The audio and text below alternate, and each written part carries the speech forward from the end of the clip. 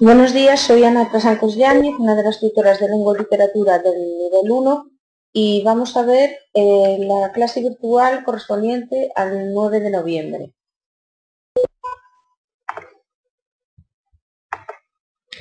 Bien, os recuerdo los contenidos de la evaluación. En el bloque temático 1, que sería la comunicación, tendríamos 7 temas.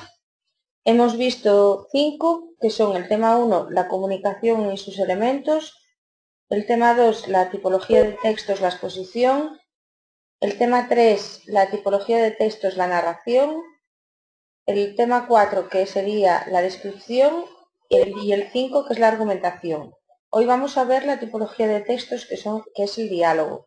Nos quedaría por ver el tema 7, que son las habilidades lingüísticas, y del bloque temático 2, que es lengua y sociedad, el tema 1, que es la lengua española. También sería importante que tuvieseis en cuenta que el examen es el 17 de diciembre y que las sesiones de repaso las haremos el día 7 y el 14 de diciembre.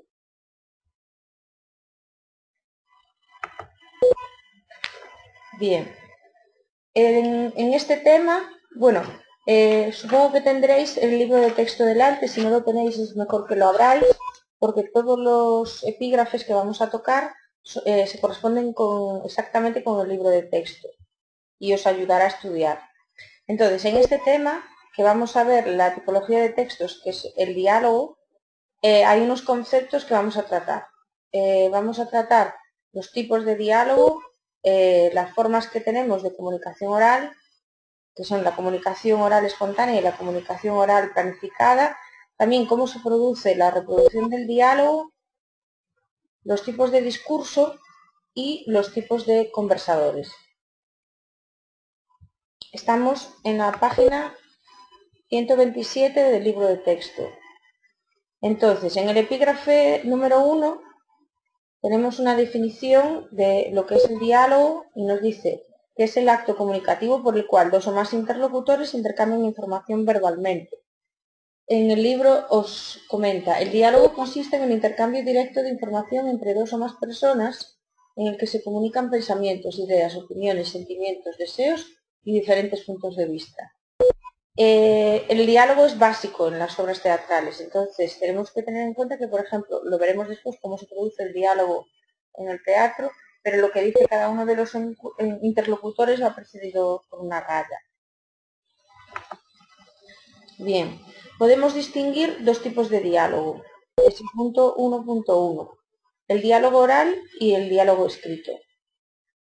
Pero tenemos unas características generales que se corresponden con el diálogo tanto oral como escrito. Y sería el uso de pronombres en primera y segunda persona, los tiempos verbales en presente, también los cambios de entonación, que sería utilizar tanto oraciones interrogativas como imperativas, etc. Y un intercambio entre los papeles de emisor y receptor. Bien, ¿cómo sería el diálogo oral? O sea, ¿qué características podemos distinguir dentro del diálogo oral? Estamos en la página 128 del libro de texto. Y en general, las personas que hablan en un diálogo se llaman interlocutores. Es muy expresivo el diálogo oral, puesto que intervienen los gestos, la entonación y la actitud. Es espontáneo y se utilizan frases cortas y simples. Suele tener errores y frases sin terminar. Y además tenemos que tener en cuenta que para que haya un buen diálogo tendríamos que respetar al que habla, hablar en tono adecuado, no hablar todos a la vez, saber escuchar antes de responder, pensar en lo que dicen los demás y admitir las opiniones de los demás.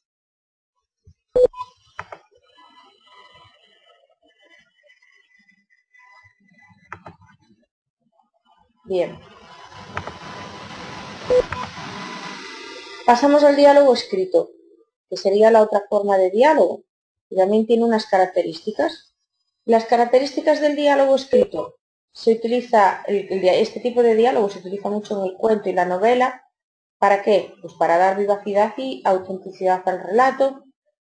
En realidad es la forma de escribir que tiene el teatro y además es mucho menos expresivo y espontáneo que el oral. También tiene menos errores que el oral, porque da tiempo a pensar y corregir. ¿Qué es importante tener en cuenta? Pues tenemos que tener en cuenta los elementos del texto dialogado. Y los elementos de un texto dialogado son tres. Por una parte, los interlocutores, como vimos antes, que son los personajes que intervienen en el diálogo. Por otra parte, las acotaciones, que son las explicaciones que hace el narrador para situar el marco del diálogo. Y, por último, el contexto, que es la situación en la que se encuentran los hablantes. Continuamos.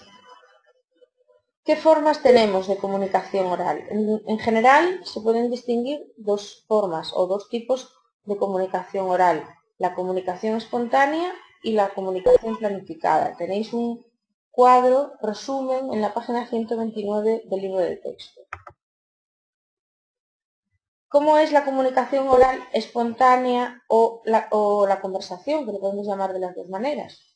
Bien, no está organizada de antemano. El intercambio de mensajes es rápido y va acompañado de gestos y además el lenguaje es espontáneo y coloquial. También es importante tener en cuenta la estructura de la conversación. Hay una serie de pasos en la conversación que tenéis entre la página 129 y 130 del libro de texto y tendríamos la apertura, la orientación, el desarrollo, la conclusión y el cierre. ¿Qué es la apertura? Pues es la indicación del deseo de entablar el diálogo mediante una invocación al destinatario. También consiste en el saludo o llamada de atención con los que se da inicio a la conversación. ¿Qué es la orientación? La orientación es una frase que introduce el tema o que orienta la conversación hacia él.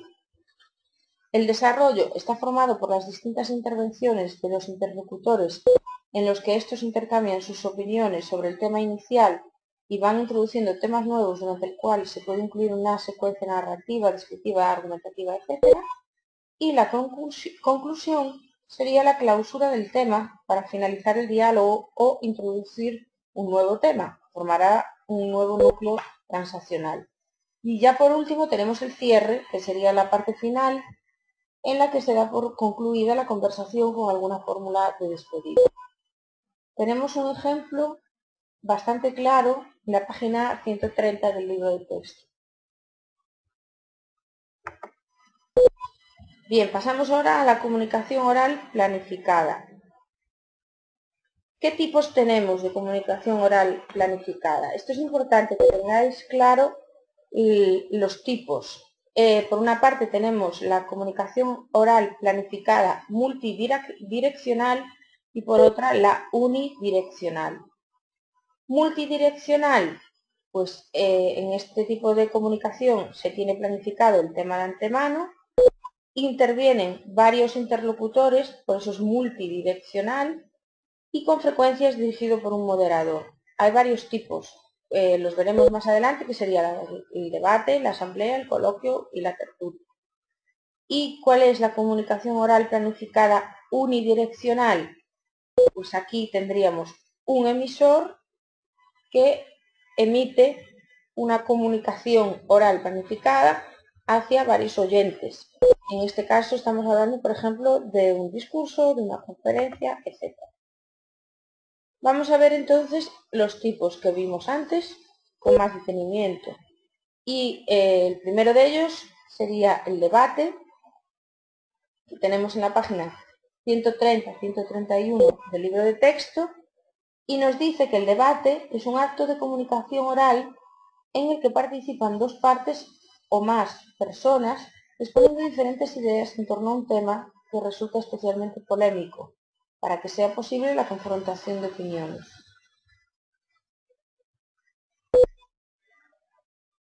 Bien, este debate, este tipo de comunicación oral planificada, que sería el debate, tiene una estructura. Y en esta estructura, los participantes del debate, en la estructura tendríamos que primero el moderador expone el tema que va a tratar y presenta a los participantes. En segundo, cada participante expone su postura acerca del tema, que sería la exposición inicial. Tercero, los interlocutores argumentan y confrontan sus opiniones. Cuarto, que cada participante resume su postura para concluir. Y quinto, que el moderador resume las opiniones expresadas y pone fin al debate, que sería la despedida. Tenéis esta estructura en la página 131 del libro de texto. En cualquier caso, los participantes de un debate tenemos que saber que son el moderador, los interlocutores y los oyentes o espectadores. ¿Qué es el moderador? Pues el moderador es una persona que tiene un papel fundamental y es el encargado de distribuir los turnos de palabra y de impedir actitudes y comportamientos irrespetuosos o desordenados. Los interlocutores, pues a menudo no hablan solo por ellos mismos, sino que son representantes de un colectivo. Se les supone, por tanto, además de lealtad a las personas que representan, un especial dominio del tema del que se trata, así como la capacidad de expresarse de forma correcta, clara y convincente. Y, por último, tendríamos los oyentes o espectadores, en los que casi siempre la decisión final no recae sobre los participantes en el debate, sino que la toman quienes escuchan a través de una votación. El caso más claro, por ejemplo, lo tenemos en el debate sobre el Estado de la Nación, que se celebra anualmente en el Congreso de los Diputados y que por su relevancia se retransmite en directo para toda España.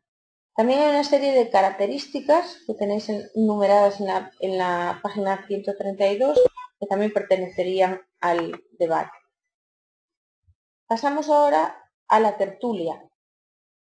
Entonces, la tertulia nos dice, la tertulia puede ser televisiva o radiofónica y además retransmite una conversación más o menos informal entre personas a las que se supone un especial conocimiento sobre los temas tratados o sobre la actualidad en general.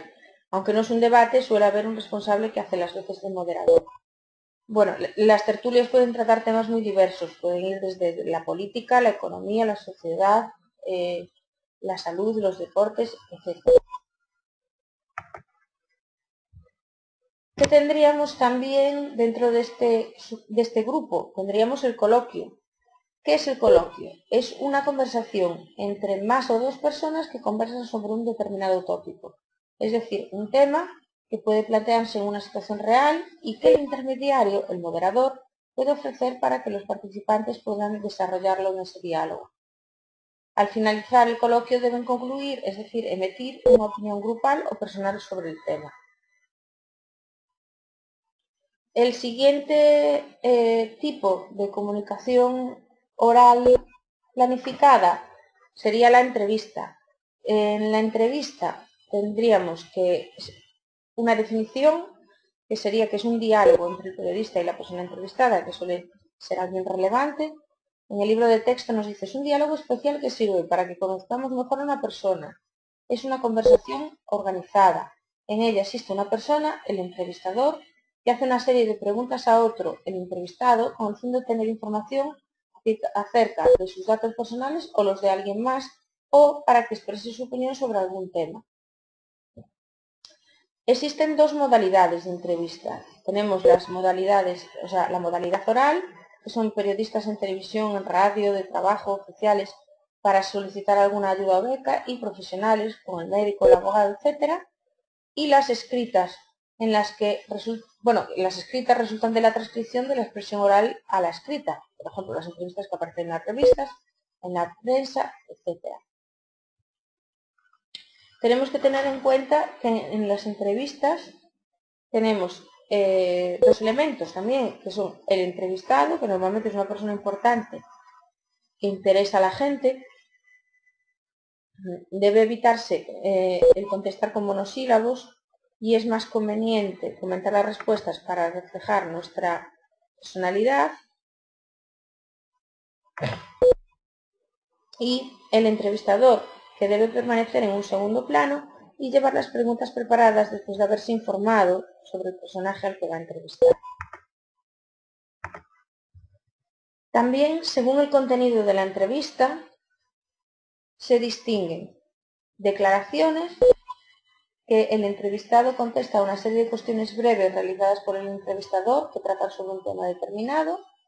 tendríamos la entrevista sobre la personalidad del entrevistado, cuya finalidad es dar a conocer al público los rasgos más interesantes de la personalidad de un personaje conocido, y la entrevista tipo cuestionario, en la que el entrevistado contesta una serie de preguntas muy cortas parecidas a un test, con el mismo objetivo que el anterior. Pasamos ahora a los tipos de comunicación unidireccional.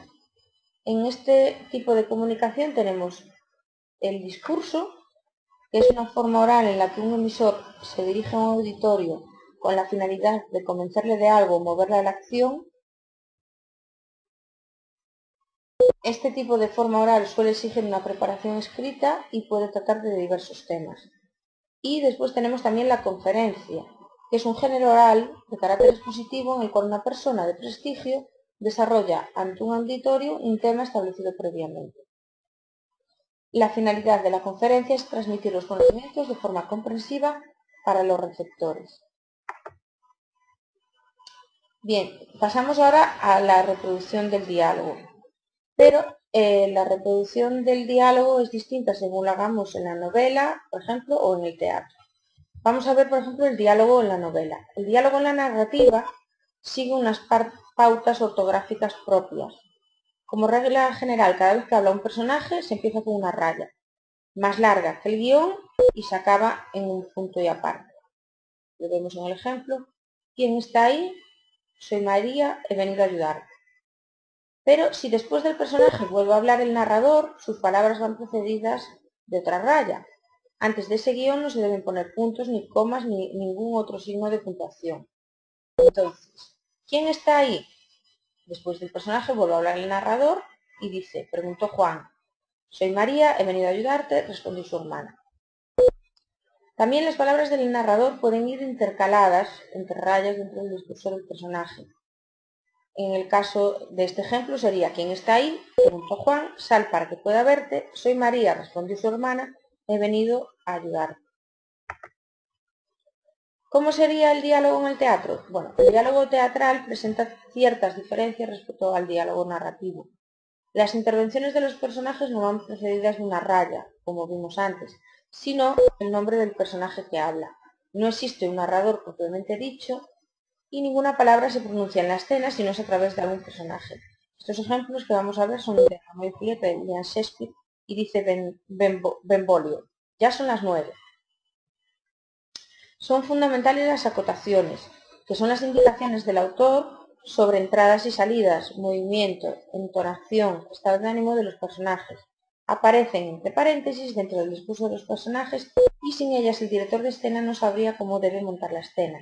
Dice Romeo, nodriza, y la acotación, que sería la indicación del autor, sería entre paréntesis.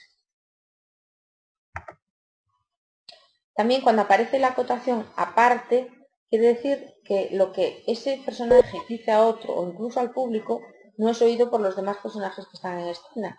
En el caso que estábamos viendo, dice Sansón, aparte a Gregorio. ¿Está la ley de nuestra parte? Bien.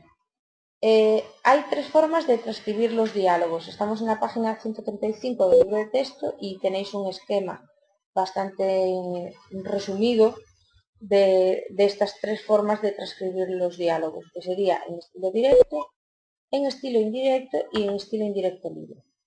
¿Cómo es el estilo directo? Esto es importante que sepáis esta diferenciación en la forma de transcribir el diálogo. En el estilo directo se reproducen de forma literal las palabras de cada autor. Y tenemos 2 formas de hacerlo. Por una parte, estas palabras se escriben en línea aparte, encabezada por una raya o por el nombre del interlocutor. Por ejemplo, diríamos, ¿qué hora es?, preguntó el señor. O se construye una oración dependiente de un verbo de habla, es decir, responder, añadir, y el texto es reproducido siempre aparece entre comillas y después 2 puntos. Por ejemplo, dice, el capitán dijo, mañana volveremos aquí y exploraremos con cuidado. Vemos que en este estilo directo aparecen 2 partes. Por una parte, los parlamentos, que son las palabras que pronuncian los interlocutores, literalmente, y los incisos, que son las aclaraciones del narrador van siempre detrás de una raya y se refieren, por lo general, a las reacciones y sentimientos que muestran los personajes. También puede ocurrir que se interrumpe el parlamento del personaje y entonces el inciso, que son las aclaraciones del narrador, se escribe entre rayas. Por ejemplo, dice: Ana, le dijo su madre, tu hermana está durmiendo, no lo olvides. ¿Cómo sería el estilo indirecto? Pues es todo lo contrario. En el estilo indirecto lo que dicen los personajes es reproducido con las palabras del narrador. En este caso no se escribe raya y se emplea un verbo de habla, y sí se emplea un enlace. O sea, se emplea un verbo de habla y un enlace. Vemos el ejemplo. El capitán dijo, un verbo de habla, que, un enlace, al día siguiente volverían a aquel lugar y que explorarían con cuidado. Y el estilo indirecto libre, en realidad, es una variante del estilo indirecto, que vimos antes. El lector distingue la voz del personaje de la voz del narrador por el contexto o por los cambios verbales. Los verbos de habla se eliminan y el narrador reproduce lo dicho sin que aparezcan comillas, ni guiones, ni nexos. Consiste en reproducir el mensaje en estilo indirecto, pero suprimiendo los verbos de lengua. Vemos el ejemplo. Dice: el capitán ordenó regresar al campamento. Mañana mismo volverían a aquel lugar y explorarían con cuidado. Bien, pasamos ahora a los tipos de discurso. Estamos en la página 136-137 del libro de texto. Y tenemos varios tipos de discurso. Por una parte, el discurso leído. Por otra, el memorizado, el improvisado y el discurso extempore. Cada uno de ellos tiene unas ventajas y desventajas que podéis leer en la página 136-137 del libro de texto. También tenemos tipos de conversadores. Entonces son varios los tipos de conversadores que, bueno, podemos clasificar en divagadores, el distraído, discutidores, el que finge escuchar, los graciosos, los tímidos, los pedantes o egocéntricos, pesados, consejeros, conversador ideal, que tenemos en la página 138 del libro de texto.